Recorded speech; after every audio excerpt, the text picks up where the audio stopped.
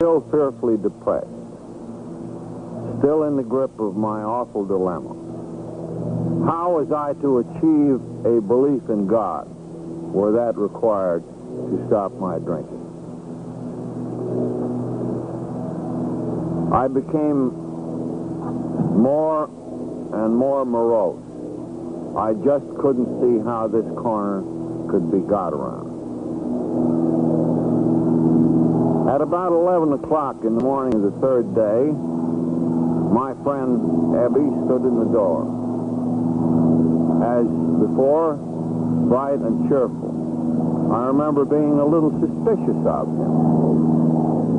I thought perhaps this time he'd turn on the evangelical heat. But no, he was a prudent man. We chatted about everything excepting drinking. And it finally put me in the position of having to ask him again about those simple principles for recovery.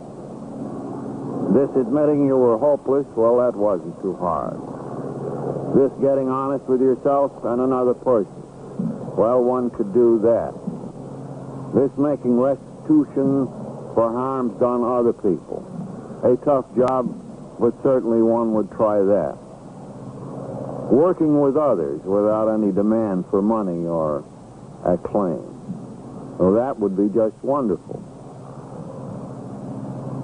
But when he came to the God part, again, I remember a terrible balking and rebellion. He also told me a little bit about his own recovery and what had preceded it.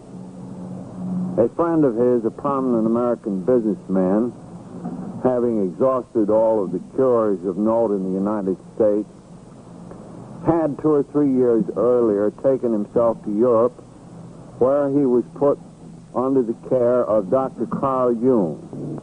Dr. Jung was one who thought that man was more than $2 worth of chemicals, a bundle of instincts, and a certain amount of intelligence.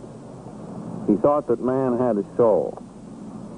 Nevertheless, after a whole year's treatment, Hazard again relapsed on leaving the doctor.